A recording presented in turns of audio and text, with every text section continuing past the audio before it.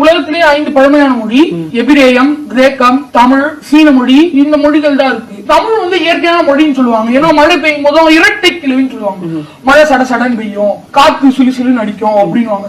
இந்த மாதிரி தமிழ் வந்து இயற்கையான உருவான மொழி. தமிழ் மொழி நீங்க எப்படி கண்டுபிடிக்கிறது? வடமாநில சொற்கள் தவிர்த்து தமிழ் வந்து எப்படி கண்டுபிடிக்கிறதுன்னு பாத்தீங்கன்னா, தமிழ் சொற்கள் வந்து தொங்காது.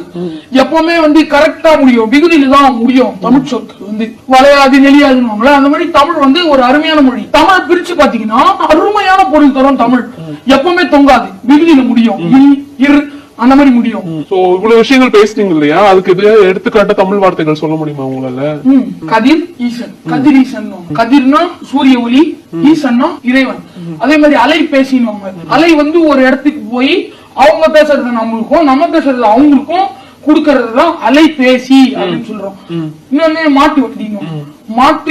மாடுனா மாடு, வண்டினா தள்ளிட்டு போற வண்டி. இன்னொன்னு தமிழ் மொழியோட சிறப்பு என்னன்னா, தமிழ் மொழி வந்து இப்ப நீங்க எது புதிய கண்டுபிடிப்பு கண்டுபிடிச்சாலும் தமிழ் வந்து அதுக்கு அழகான தமிழ் பேர் வச்சுக்கிடும். இப்ப நீங்க அதை கண்டுபிடிச்சீங்க, கை கடிகாரம் சொன்னோம், சிறப்பு கை கடிகாரம் சொல்லிட்டோம். அதாவது வந்து ஸ்மார்ட் வாட்ச். இங்க வச்சுங்க லேப்டாப் அப்படின்னு, நாங்க மடிக்கணினி அப்படின்னு சொல்லிட்டோம். கம்ப்யூட்டர்னு ஆங்கிலத்துல சொன்னாங்க, ஆனா தமிழ் வந்து அதுக்கு கணினி அப்படின்னு அழகா சொல்லி அட்வான்ஸா அடுத்த ஜெனரேஷனுக்கு போயிடுச்சு. அடுத்த தலைமுறை அப்படின்னு சொல்றீங்க, 7G சொல்றீங்க, 7வது தலைமுறை அப்படின்னு சொல்லிருக்கோம். Okay okay. சோ இவ்வளவு விஷயங்களுக்கு நீங்க சொன்ன மாதிரி பிரிச்சு பார்த்தாலும் வந்து பொருள் தரக்கூடிய விஷயங்கள் தான் தமிழ் அப்படின்னு சொல்றீங்க. மத்ததெல்லாம் பிரிச்சு பார்த்து பொருள் தராத விஷயங்கள்லாம் வேற்று மொழி, அதாவது வடமொழி. கரெக்டா? நீங்க வந்து கிட்டத்தட்ட 4வது 5வது படிக்கும் போதுல இருந்து பேச ஆரம்பிச்சிட்டேன்னு சொன்னீங்க. முதல் பரிசு என்ன வாங்குனீங்க? ஏதாவது ஞாபகம் இருக்கா? எல்கேஜிலேவா? அப்பவே பேச ஆரம்பிச்சிட்டீங்களா? 100 பூக்களோட பெயர்களை சொன்னேன். அப்போதுல இருந்து என்னோட பேச்சு பயணம் ஆரம்பிச்சு. அதுக்கப்புறமா கிருஷ்ணாவை பத்தி பேசினேன், அவங்களோட பகவத்கீதை எல்லாம் பேசினேன், சுதந்திர தலைவர்களை பத்தி பேச ஆரம்பிச்சேன், மது ஒழிப்புக்கு பேச ஆரம்பிச்சேன். எல்லாத்திலயும் பேசி எல்லாத்திலயும் பரிசு வாங்கியிருக்கேன். இன்னைக்கு கூட காமராசர் பத்தி பேசினேன், 2ஆம் பரிசு வாங்கியிருக்கேன்.